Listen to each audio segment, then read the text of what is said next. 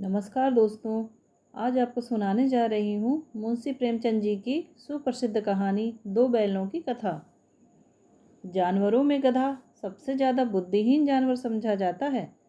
हम जब किसी आदमी को पल्ले दर्जे का बेवकूफ़ कहना चाहते हैं तो उसे गधा कहते हैं। गधा सचमुच बेवकूफ़ है या उसके सीधेपन, उसकी निरापद सहिष्णुता ने उसे यह पदवी दे दी है, इसका निश्चय नहीं किया जा सकता। गायें सींग मारती है, ब्याही हुई गाय तो अनायास ही सैनिक का रूप धारण कर लेती है। कुत्ता भी बहुत गरीब जानवर है, लेकिन कभी कभी उसे भी क्रोध आ ही जाता है। किंतु गधे को कभी क्रोध करते नहीं सुना न देखा। जितना चाहो गरीब को मारो, चाहे जैसी खराब सड़ी हुई घास सामने डाल दो, उसके चेहरे पर कभी असंतोष की छाया भी न दिखाई देगी। वैसाख में चाहे एकाध बार कुलेल कर लेता हो, पर हमने तो उसे कभी खुश होते नहीं देखा। उसके चेहरे पर एक स्थायी विषाद स्थायी रूप से छाया रहता है। सुख दुख, हानि लाभ, किसी भी दशा में उसे बदलते नहीं देखा। ऋषियों मुनियों के जितने गुण हैं वे सभी उसमें पराकाष्ठा को पहुंच गए हैं, पर आदमी उसे बेवकूफ़ कहता है। सद्गुणों का इतना अनादर कहीं नहीं देखा। कदाचित सीधापन संसार के लिए उपयुक्त नहीं है। देखिए ना, भारतवासियों के अफ्रीका में क्या दुर्दशा हो रही है। क्यों अमेरिका में उन्हें घुसने नहीं दिया जाता।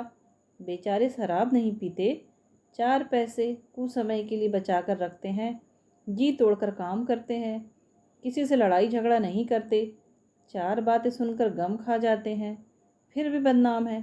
कहा जाता है वे जीवन के आदर्श को नीचा करते हैं। अगर वे भी ईंट का जवाब पत्थर से देना सीख जाते तो शायद सभ्य कहलाने लगते। जापान की मिसाल सामने है। एक ही विजय ने उसे संसार की सभ्य जातियों में गण्य बना दिया।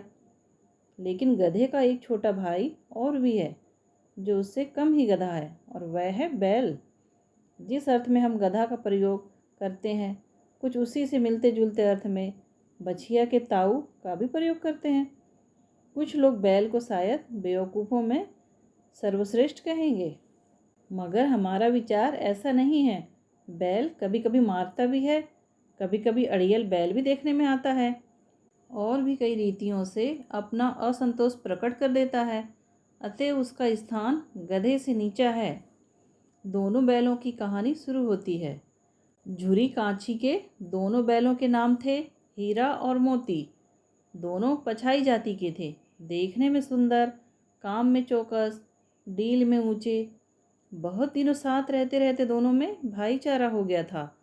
दोनों आमने सामने या आसपास बैठे हुए एक दूसरे से मूक भाषा में विचार विनिमय करते थे। एक दूसरे के मन की बात कैसे समझ जाता था हम नहीं कह सकते। अवश्य ही उनमें कोई ऐसी गुप्त शक्ति थी जिससे जीवों में श्रेष्ठता का दावा करने वाला मनुष्य वंचित है। दोनों एक दूसरे को चाटकर और सूंघकर अपना प्रेम प्रकट करते। कभी कभी दोनों सिंग भी मिला लिया करते थे, विग्रह के नाते से नहीं, केवल विनोद के भाव से, आत्मीयता के भाव से। जैसे दोस्तों में घनिष्ठता होते ही गोलगप्पा होने लगता है। इसके बिना दोस्तों में कुछ फुसफुसी, कुछ हल्की सी रहती है, जिस पर ज़्यादा विश्वास नहीं किया जा सकता। जिस वक्त ये दोनों बैल हल या गाड़ी में जोत दिए जाते और गर्दन हिला हिला कर चलते, उस वक्त हर एक की चेष्टा होती थी कि ज़्यादा से ज़्यादा बोझ मेरी ही गर्दन पर रहे। दिन भर के बाद दोपहर या संध्या को दोनों खुलते तो एक दूसरे को चाट चूट कर अपनी थकान मिटा लिया करते। नांद में खली भूसा पड़ जाने के बाद दोनों साथ उठते, साथ नांद में मुंह डालते और साथ ही बैठते थे। एक मुंह हटा लेता तो दूसरा भी हटा लेता था। संयोग की बात, झुरी ने एक बार गोई को ससुराल भेज दिया। बैलों को क्या मालूम भाई क्यों भेजे जा रहे हैं। समझे मालिक ने हमें बेच दिया। अपना यूँ बेचा जाना उन्हें अच्छा लगा या बुरा कौन जाने, पर झुरी के साले गया को घर तक गोई ले जाने में दांतों पसीना आ गया। पीछे से हाँकता तो दोनों दाएं बाएं भागते, पगैया पकड़कर आगे से खींचता तो दोनों पीछे की ओर जोर लगाते, मारता तो दोनों सींग नीचे करके हुंकारते। अगर ईश्वर ने उन्हें वाणी दी होती तो झुरी से पूछते, तुम हम गरीबों को क्यों निकाल रहे हो? हमने तो तुम्हारी सेवा में कोई कसर नहीं उठा रखी। अगर इतनी मेहनत से काम न चलता था और काम ले लेते। हमें तो तुम्हारी चाकरी में मर जाना कबूल था। हमने कभी दाने चारे की शिकायत नहीं की। तुमने जो कुछ खिलाया वैसे झुका कर खा लिया। फिर तुमने हमें इस जालिम के हाथों क्यों बेच दिया? संध्या समय दोनों बैल अपने नए स्थान पर पहुँचे। दिन भर के भूखे थे, लेकिन जब नांद में लगाए गए तो एक ने भी उसमें मुंह न डाला। दिल भारी हो रहा था। जिसे उन्होंने अपना घर समझ रखा था वह आज उनसे छूट गया था। यह नया घर, नया गांव, नए आदमी उन्हें बेगानों से लगते थे। दोनों ने अपनी मुख भाषा में सलाह की, एक दूसरे को कनखियों से देखा और लेट गए। जब गांव में सोता पड़ गया तो दोनों ने जोर मारकर पगहे तुड़ा डाले और घर की तरफ चले। पगहे बहुत मजबूत थे। अनुमान न हो सकता था कि कोई बैल उन्हें तोड़ सकेगा। पर इन दोनों में इस समय दूनी शक्ति आ गई थी। एक एक झटके में रस्सियां टूट गई। झुरी प्रातःकाल सोकर उठा तो देखा कि दोनों बैल चरनी पर खड़े हैं। दोनों की गर्दनों में आधा आधा ग्राव लटक रहा है। घुटने तक पांव कीचड़ से भरे हैं और दोनों की आंखों में विद्रोह में स्नेह झलक रहा है। झुरी बैलों को देखकर स्नेह से गदगद हो गया। दौड़कर उन्हें गले लगा लिया। प्रेमालिंगन और चुंबन का वह दृश्य बड़ा ही मनोहर था। घर और गांव के लड़के जमा हो गए। तालियां बजा बजा कर उनका स्वागत करने लगे। गांव के इतिहास में यह घटना अभूतपूर्व न होने पर भी महत्वपूर्ण थी। बाल सभा ने निश्चय किया, दोनों पशुवीरों को अभिनंदन पत्र देना चाहिए। कोई अपने घर से रोटियां लाया, कोई गुड़, कोई चोकर, कोई भूसी। एक बालक ने कहा, ऐसे बैल किसी के पास ना होंगे। दूसरे ने समर्थन किया, इतनी दूर से दोनों अकेले चले आए। तीसरा बोला, बैल नहीं हैं वे, उस जन्म के आदमी हैं। इसका प्रतिवाद करने का किसी को साहस न हुआ। झुरी की स्त्री ने बैलों को द्वार पर देखा तो जल उठी। बोली, कैसे नमक हराम बैल हैं कि एक दिन वहाँ काम न किया, भाग खड़े हुए। झुरी अपने बैलों पर यह आक्षेप न सुन सका। नमक हराम क्यों है? चारा दाना न दिया होगा तो क्या करते? स्त्री ने रौब के साथ कहा, बस तुम ही तो बैलों को खिलाना जानते हो, और तो सभी पानी पिला पिला कर रखते हैं। झुरी ने चिढ़ाया, चारा मिलता तो क्यों भागते? स्त्री चिड़ी, भागे इसीलिए कि वे लोग तुम जैसे बुद्धुओं की तरह बैलों को सहलाते नहीं, खिलाते हैं तो रगड़ कर जोतते भी हैं। ये दोनों ठहरे कामचोर, भाग निकले। अब देखो कहाँ से खली और चौकोर मिलता है। सूखे भूखे के सिवा कुछ न दूंगी, खाएं चाहे मरे। वही हुआ। मजदूर को बड़ी ताकीद कर दी गई कि बैलों को खाली सूखा भूसा दिया जाए। बैलों ने नांद में मुंह डाला तो फीका फीका, ना कोई चिकनाहट ना कोई रस। क्या खाएं? आशा भरी आंखों से दौर की ओर ताकने लगे। झुरी ने मजूर से कहा, थोड़ी सी खली क्यों नहीं डाल देता बे? मालकिन मुझे मार ही डालेगी।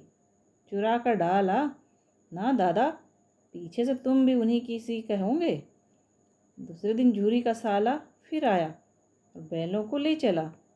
अब कि उसने दोनों को गाड़ी में जोता। 2-4 बार मोती ने गाड़ी को सड़क की खाई में गिराना चाहा, पर हीरा ने संभाल लिया। वह ज़्यादा सहनशील था। संध्या समय घर पहुंचकर उसने दोनों को मोटी रस्सियों से बांधा और कल की शरारत का मजा चखाया। फिर वही सूखा भूसा डाल दिया। अपने दोनों बैलों को खली चूनी सब कुछ दी। दोनों बैलों का ऐसा अपमान कभी न हुआ था। झुरी इन्हें फूल की छड़ी से भी न छूता था। उसके चिटकार पर दोनों उड़ने लगते थे। यहाँ मार पड़ी, आहत सम्मान की व्यथा तो थी ही, उस पर मिला सूखा भूसा। नांद की तरफ आंखें तक न उठाई। दूसरे दिन गया ने बैलों को हल में जोता, पर इन दोनों ने जैसे पाँव न उठाने की कसम खा ली थी। वह मारते मारते थक गया, पर दोनों ने पाँव न उठाया। एक बार जब उस निर्दयी ने हीरा की नाक पर खूब डंडे जमाए तो मोती का गुस्सा काबू के बाहर हो गया। हल लेकर भागा। हल, रस्सी, जुआं, जोत सब टूट टाट कर बराबर हो गया। गले में बड़ी बड़ी रस्सियां ना होती तो दोनों पकड़ाई में ना आते। हीरा ने मुख भाषा में कहा, भागना व्यर्थ है। मोती ने उत्तर दिया, तुम्हारी तो इसने जान ही ले ली थी, अब की बड़ी मार पड़ेगी। पढ़ने दो, बैल का जन्म लिया है तो मार से कहाँ तक बचेंगे। गया 2 आदमियों के साथ दौड़ा आ रहा है, दोनों के हाथों में लाठियां हैं। मोती बोला, कहो तो दिखा दूं कुछ मजा, मैं भी। लाठी लेकर आ रहा है। हीरा ने समझाया, नहीं भाई, खड़े हो जाओ, मुझे मारेगा तो मैं भी 1-2 को गिरा दूंगा। नहीं, हमारी जाति का यह धर्म नहीं है। मोती दिल सेंट कर रह गया। गया आ पहुंचा और दोनों को पकड़कर ले चला। कुशल हुई कि उसने इस वक्त मारपीट न की, नहीं तो मोती भी पलट पड़ता। उसके तेवर देखकर गया और उसके सहायक समझ गए कि इस वक्त टाल जाना ही मसलहत है। आज दोनों के सामने फिर वही सूखा भूसा लाया गया। दोनों चुपचाप खड़े रहे। घर के लोग भोजन करने लगे। उस वक्त छोटी सी लड़की 2 रोटियां लिए निकली और दोनों के मुंह में देकर चली गई। उस एक रोटी से इनकी भूख तो क्या शांत होती, पर दोनों के हृदय को मानो भोजन मिल गया। यहाँ भी किसी सज्जन का वास है। लड़की भैरव की थी। उसकी माँ मर चुकी थी। सौतेली माँ उसे मारती रहती थी, इसलिए इन बैलों से उसे एक प्रकार की आत्मीयता हो गई थी। दोनों दिन भर जोते डंडे खाते अड़ते, शाम को थान पर बांध दिए जाते और रात को वही बालिका उन्हें 2 रोटियां खिला जाती। प्रेम के इस प्रसाद की यह बरकत थी कि 2-2 गाल सूखा भूसा खाकर भी दोनों दुर्बल न होते थे। मगर दोनों की आंखों में रोम रोम में विद्रोह भरा हुआ था। एक दिन मोती ने मुख भाषा में कहा, अब तो नहीं सहा जाता हीरा, क्या करना चाहते हो? एक आध को सींगों पर उठाकर फेंक दूंगा, लेकिन जानते हो, वह प्यारी लड़की जो हमें रोटियां खिलाती है उसी की लड़की है जो इस घर का मालिक है। यह बेचारी अनाथ ना हो जाएगी तो मालकिन को न फेंक दूं, वही तो उस लड़की को मारती है। लेकिन औरत जात पर सिंग चलाना मना है, यह भूले जाते हो। तुम तो किसी तरह निकलने ही नहीं देते। बताओ, तुड़ाकर भाग चले। हाँ, यह मैं स्वीकार करता, लेकिन इतनी मोटी रस्सी टूटेगी कैसे? इसका एक उपाय है, पहले रस्सी को थोड़ा सा चबा लो, फिर एक झटके में जाती है। रात को जब बालिका रोटियां खिलाकर चली गई तो दोनों रस्सियां चबाने लगे, पर मोटी रस्सी मुंह में ना आती थी। बेचारे बार बार जोर लगाकर रह जाते थे। सहसा घर का द्वार खुला और वही लड़की निकली। दोनों सिर झुकाकर उसका हाथ चाटने लगे। दोनों की पूंछें खड़ी हो गई। उसने उनके माथे सहलाए और बोली, खोले देती हूँ, चुपके से भाग जाओ, नहीं तो यहाँ लोग मार डालेंगे। आज घर में सलाह हो रही है कि इनकी नाकों में नाथ डाल दी जाए। उसने गराव खोल दिया, पर दोनों चुपचाप खड़े रहे। मोती ने अपनी भाषा में पूछा, अब चलते क्यों नहीं? हीरा ने कहा, चलें तो, लेकिन कल इस अनाथ पर आफत आएगी, सब इसी पर संदेह करेंगे। सहसा बालिका चिल्लाई, दोनों फूफा वाले बैल भागे जा रहे हैं। ओ दादा, दादा, दोनों बैल भागे जा रहे हैं, जल्दी दौड़ो।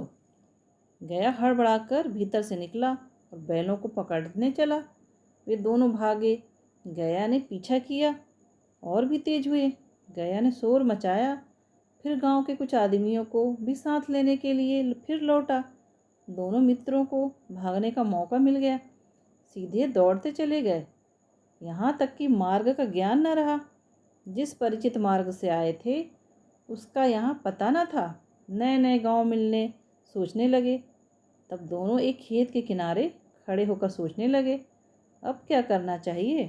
हीरा ने कहा, मालूम होता है राह भूल गए। तुम भी बेतहासा भागे, वही उसे मार गिराना था।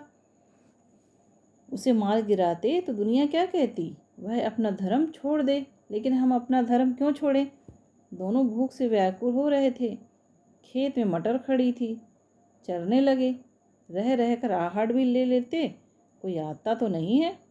जब पेट भर गया, दोनों ने आज़ादी का अनुभव किया तो मस्त होकर उछलने कूदने लगे। पहले दोनों ने डकार ली, फिर सींग मिलाए और एक दूसरे को ठेलने लगे।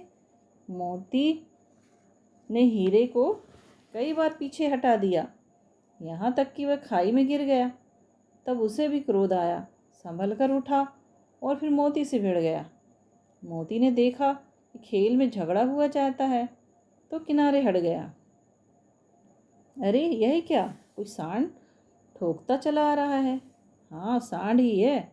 वह सामने आ पहुंचा। दोनों मित्र बगले झांक रहे हैं। सांड पूरा हाथी है, उससे भिड़ना जान से हाथ धोना है, लेकिन ना भिड़ने पर भी जान बचती नहीं नजर आती। इन्हीं की तरफ आ भी रहा है। कितनी भयंकर सूरत है।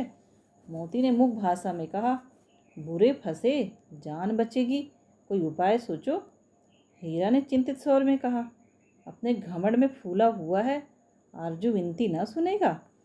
भाग क्यों न चले, भागना कायरता है तो फिर यही मरो। बंदा तो 9 2 11 होता है, और जो दौड़ाए। तो फिर कोई उपाय सोचो जल्द। उपाय यही है कि उस पर दोनों जने एक साथ चोट करें। मैं आगे से रगेदता हूँ, तुम पीछे से रगेदो। दोहरी मार पड़ेगी तो भाग खड़ा होगा। मेरी ओर झपटे, तुम बगल से उसके पेट में सींग घुसेड़ देना। जान जोखिम है, पर दूसरा उपाय नहीं है। दोनों मित्र जान हथेलियों पर लेकर लपके। सांड को भी संगठित शत्रुओं से लड़ने का तजुर्बा न था। वह तो शत्रु से मल्ल युद्ध करने का आदी था। ज्यों ही हीरा पर झपटा, मोती ने पीछे से दौड़ाया। सांड उसकी तरफ मुड़ा तो हीरा ने रगेदा। सांड चाहता था कि एक एक करके दोनों को गिरा ले, पर ये दोनों भी उस्ताद थे, उसे वह अवसर न देते थे। एक बार सांड झल्लाकर हीरा का अंत कर देने के लिए चला कि मोती ने बगल से आकर पेट में सींग भोंक दी।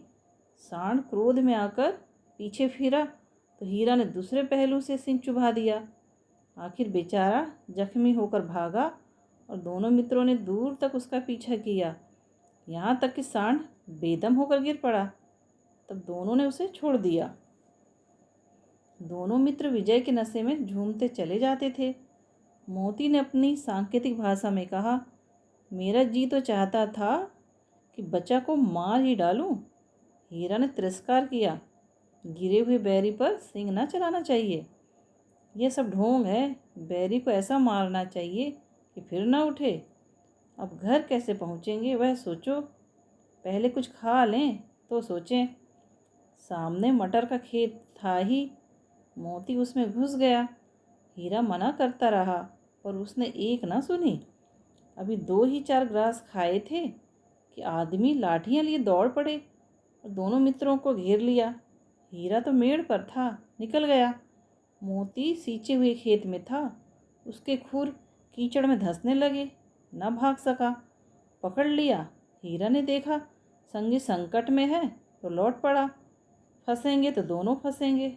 रखवालों ने उसे भी पकड़ लिया। प्रातःकाल दोनों मित्र कांजी हाउस में बंद कर दिए गए। दोनों मित्रों को जीवन में पहली बार ऐसा सभी का पड़ा कि सारा दिन बीत गया और खाने को एक तिनका भी न मिला। समझ ही में न आता था ये कैसा स्वामी है, इससे तो गया फिर भी अच्छा था। यहाँ कई भैंसें थी, कई बकरियाँ, कई घोड़े, कई गधे, पर किसी के सामने चारा न था। सब जमीन पर मुर्दों की तरह पड़े थे। कई तो इतने कमज़ोर हो गए थे कि खड़े भी ना हो सकते थे। सारा दिन मित्र फाटक की ओर टकटकी लगाए ताकते रहे, पर कोई चारा लेकर आता ना दिखाई दिया।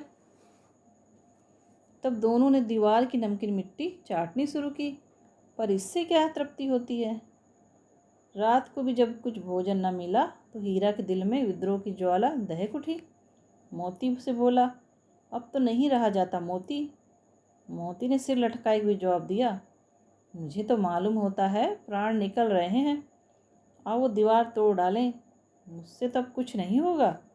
बस इसी बूते पर अकड़ते थे, सारी अकड़ निकल गई। बाड़े की दीवार कच्ची थी, हीरा मजबूत तो था ही। अपने नुकीले सिंग दीवार में गड़ा दिए और जोर मारा तो मिट्टी का एक चिप्पड़ निकल आया। फिर तो उसका साहस बढ़ा। उसने दौड़ दौड़ दीवार पर चोटें की और हर चोट में थोड़ी थोड़ी मिट्टी गिराने लगा। उसी समय कांजी हाउस का चौकीदार लालटेन लेकर जानवरों की हाजिरी लेने आ निकला। हीरा का उद्दड़पन देखकर उसने उसे कई डंडे रसीद दिए और छोटी सी रस्सी से बांध दिया। मोती ने पड़े पड़े कहा, आखिर मार खाई, क्या मिला? अपने बूते भर जोर तो मार दिया, ऐसा जोर मारना किस काम का कि और बंधन में पड़ गए। जोर तो मारता ही जाऊंगा, चाहे कितने ही बंधन पड़ते जाएं।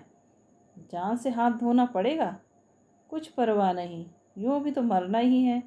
सोचो, दीवार खुद जाती तो कितनी जानें बच जाती। इतने भाई यहाँ बंद हैं, किसी की देह में जान नहीं है। 2-4 दिन और यही हाल रहा तो सब मर जाएंगे। हाँ, यह बात तो है। अच्छा, तो ला फिर मैं भी जोर लगाता हूँ। मोती ने भी दीवार में उसी जगह सिंग मारा। थोड़ी सी मिट्टी गिरी और फिर हिम्मत बढ़ी। फिर तो वह दीवार में सिंग लगाकर इस तरह जोर करने लगा मानो किसी प्रतिद्वंदी से लड़ रहा है। आखिर कोई 2 घंटे की जोर आजमाई के बाद दीवार ऊपर से लगभग 1 हाथ गिर गई। उसने दूनी सख्ती से दूसरा धक्का मारा तो आधी दीवार गिर पड़ी। दीवार का गिरना था कि अधमरे से पड़े हुए सभी जानवर चेत उठे। तीनों घोड़ियाँ सरपट भाग निकली, फिर बकरियाँ निकली, इसके बाद भैंसें भी खिसक गई, पर गधे अभी तक ज्यों के त्यों खड़े थे। हीरा ने पूछा, तुम दोनों क्यों नहीं भाग जाते? एक गधे ने कहा, जो कहीं फिर पकड़ लिए जाएं तो क्या हर्ज है, अभी तो भागने का अवसर है। हमें तो डर लगता है हम यहीं पड़े रहेंगे। आधी रात से ऊपर जा चुकी थी, दोनों गधे अभी तक खड़े सोच रहे थे कि भागे या ना भागे। और मोती अपने मित्र की रस्सी तोड़ने में लगा हुआ था। जब वह हार गया तो हीरा ने कहा, तुम जाओ, मुझे यहीं पड़ा रहने दो, शायद कहीं भेंट हो जाए। मोती ने आंखों में आंसू लाकर कहा, तुम मुझे इतना स्वार्थी समझते हो हीरा? हम और तुम इतने दिनों एक साथ रहे हैं, आज तुम विपत्ति में पड़ गए तो मैं तुम्हें छोड़कर अलग हो जाऊं? हीरा ने कहा, बहुत मार पड़ेगी, लोग समझ जाएंगे ये तुम्हारी शरारत है। मोती गर्व से बोला, जिस अपराध के लिए तुम्हारे गले में बंधन पड़ा, उसके लिए अगर मुझ पर मार पड़े तो क्या चिंता। इतना तो हो ही गया कि 9-10 प्राणियों की जान बच गई, वे सब तो आशीर्वाद देंगे। यह कहते हुए मोती ने दोनों गधों को सींगों से मार मार कर बाड़े के बाहर निकाला और तब अपने बंधु के पास आकर सो रहा। भोर होते ही मुंशी और चौकीदार तथा अन्य कर्मचारियों में कैसी खलबली मची, इसके लिखने की ज़रूरत नहीं। बस इतना ही काफ़ी है कि मोती की खूब मरम्मत हुई और उसे भी मोटी रस्सी से बांध दिया गया। 1 सप्ताह तक दोनों मित्र वहाँ बंधे पड़े रहे। किसी ने चारे का एक तृण भी न डाला। हाँ, एक बार पानी दिखा दिया जाता था, यही उनका आधार था। दोनों इतने दुर्बल हो गए थे कि उस उठा तक न जाता था। टटरियाँ निकल आई थी। एक दिन बाड़े के सामने डुग्गी बजने लगी और दोपहर होते होते वहाँ 50-60 आदमी जमा हो गए। तब दोनों मित्र निकाले गए और उनकी देखभाल होने लगी। लोग आ आकर उनकी सूरत देखते और मन फीका करके चले जाते। ऐसे मृतक बैलों को कौन खरीदार होता है? सहसा एक दड़ियल आदमी, जिसकी आंखें लाल थी और मुद्रा अत्यंत कठोर, आया और दोनों मित्रों के कुल्हों में उंगली गोदकर मुंशी जी से बातें करने लगा। चेहरा देखकर अंतर्ज्ञान से दोनों मित्र के दिल कांप उठे। कौन है और उन्हें क्यों टटोल रहा है, इस विषय में उन्हें कोई संदेह न हुआ। दोनों ने एक दूसरे को भीत नेत्रों से देखा और सिर झुका लिया। हीरा ने कहा, गया कि घर से नाहक भागे, अब जान न बचेगी। मोती ने अश्रद्धा के भाव से उत्तर दिया, कहते हैं भगवान सबके ऊपर दया करते हैं, उन्हें हमारे ऊपर क्यों दया नहीं आती? भगवान के लिए हमारा मरना जीना दोनों बराबर है। चलो, अच्छा ही है, कुछ दिन उसके पास तो रहेंगे। एक बार भगवान ने उस लड़की के रूप में हमें बचाया था, क्या अब न बचाएंगे? यह आदमी छुरी चलाएगा, देख लेना। तो क्या चिंता है, मांस खाल सिंग हड्डी सब किसी न किसी काम आ जाएगा। नीलाम हो जाने के बाद दोनों मित्र उस दड़ियल के साथ चले। दोनों की बोटी बोटी कांप रही थी, बेचारे पांव तक न उठा सकते थे, और भय के मारे गिरते पड़ते भागे जाते थे, क्योंकि वह जरा भी चाल धीमी हो जाने पर जोर से डंडा जमा देता था। राह में गाय बैलों का एक रेवड़ हरे हरे हार में चलता नजर आया। सभी जानवर प्रसन्न थे, चिकने चपल, कोई उछलता था, कोई आनंद से बैठा पागुर करता था। कितना सुखी जीवन था इनका, पर कितने स्वार्थी हैं सब। किसी को चिंता नहीं कि उनके दो भाई बदी के हाथ पड़े कैसे दुखी हैं। सहसा दोनों को ऐसा मालूम हुआ कि यह परिचित रहा है। हाँ, इसी रास्ते से गया, उन्हें ले गया था। वही खेत, वही बाग, वही गांव मिलने लगे। प्रतिक्षण उनकी चाल तेज होने लगी। सारी थकान, सारी दुर्बलता गायब हो गई। आहा, यह लो, अपना ही हार आ गया। इसी कुएं पर हम पूर्व चलाने आया करते थे। यही कुआं है। मोती ने कहा, हमारा घर नज़दीक आ गया। हीरा बोला, भगवान की दया है, मैं तो अब घर भागता हूँ। यह जाने देगा, इसे मैं मार गिराता हूँ। नहीं नहीं, दौड़कर थान पर चलो, वहाँ से हम आगे ना जाएंगे। दोनों उन्मत्त होकर बछड़ों की भांति कुलेले करते हुए घर की ओर दौड़े। वह हमारा थान है। दोनों दौड़कर अपने थान पर आए और खड़े हो गए। दड़ियल भी पीछे पीछे दौड़ा चला आता था। झुरी द्वार पर बैठा धूप खा रहा था। बैलों को देखते ही दौड़ा और उन्हें बारी बारी से गले लगाने लगा।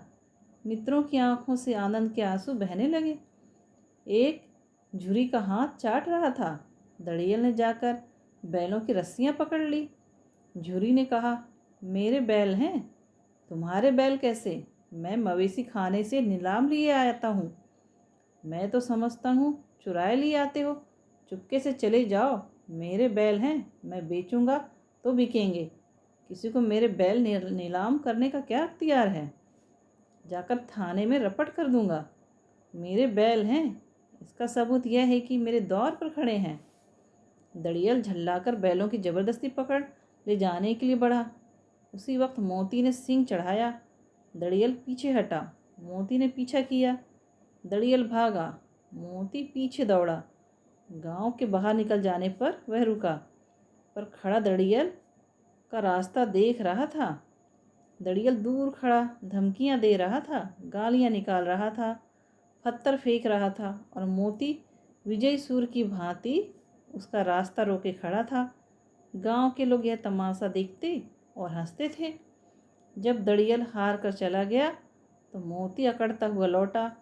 हीरा ने कहा, मैं डर रहा था कि कहीं तुम गुस्से में आकर मार न बैठो। अगर वह मुझे पकड़ता तो मैं बेमारे ना छोड़ता। अब ना आएगा, आएगा तो दूर ही से खबर लूँगा, देखूं कैसे ले जाता है। जो गोली मरवा दे, मर जाऊंगा, पर उसके काम तो ना होगा। हमारी जान को कोई जान ही नहीं समझता, इसीलिए कि हम इतने सीधे हैं। जरा देर में नांदों में खली, भूसा, चौकोर और दाना भर दिया गया और दोनों मित्र खाने लगे।